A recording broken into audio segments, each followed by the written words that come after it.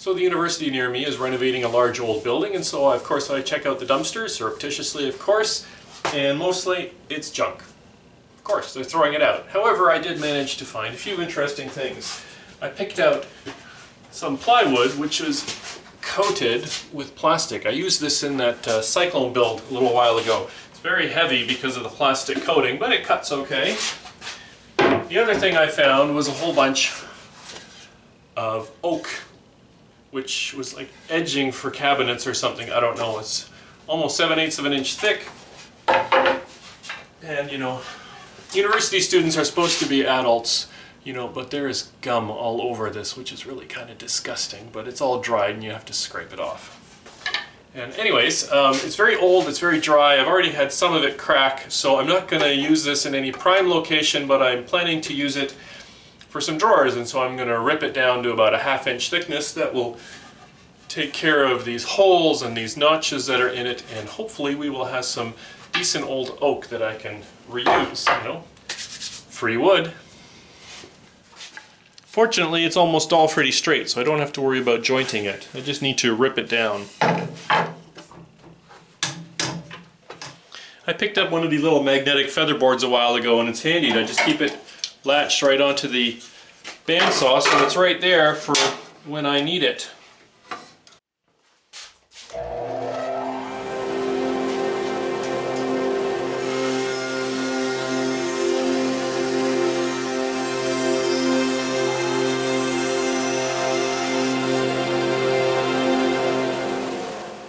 I want to show you, this is kind of interesting here. If you look at this, take a look at this board up close, and you see all these little holes along it. And if you look closely, you see the hole in the back that comes out there. So really, this is a kind of pocket hole from way back, where they would just take a Forstner or something, put it in on the angle, and that would give them a pocket where they could then screw through the top. So I'm thinking that this board would have been like the edge underneath a counter or something like that. But I mean, it's funny, I've been doing woodworking since '95, and you think Kreg invented the pocket hole, but no. Somebody's been thinking this up long ago. You know, this is decades old.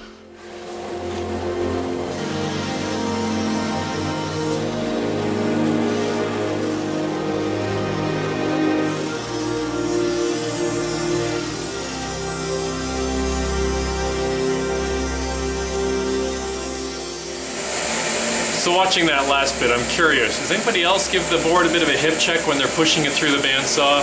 Surely I'm not the only one who's thought of that. Just need an extra hand sometimes. Okay, that's part one done. Got them all ripped down. I have no idea what I'm going to do with this big pile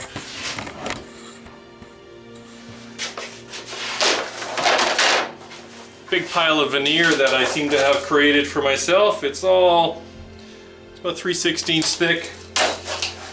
But otherwise it would have ended up as chips in the dust collector if I just planed it all down. So maybe I'll think of something.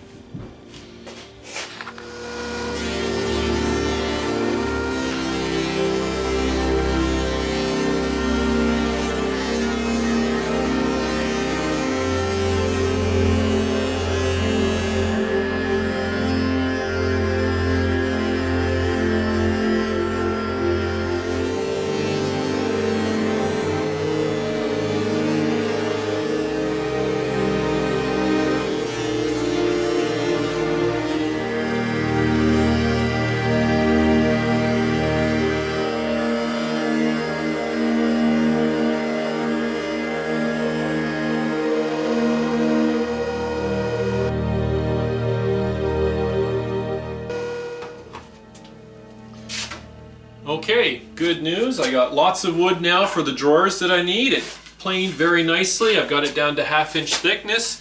There's still a few blemishes here and there. Most of those I will be able to cut around as I make these drawers. So good news, got some free wood. Everything's going to work out great. Bad news, I just came down from upstairs where I ordered myself a new set of blades for my planer. Everybody knows that when you're working with old wood, you got to check for nails and screws, and I checked for nails and screws, but I missed it. There is a screw or a nail there in the wood. Ironically, I have a metal detector. Left it in the drawer, never even thought about it. Lesson learned. Now on the positive side, I have a DeWalt planer, so I could do the thing where I loosen the one blade and I jog it a bit to the left, and then I loosen the next blade and I jog it a bit to the right so that the notches from the nick don't quite line up. I've run a few boards, it seems it's okay, but you know, we all know these blades are on their last legs now. So free wood, yay, new planer blades. Oops.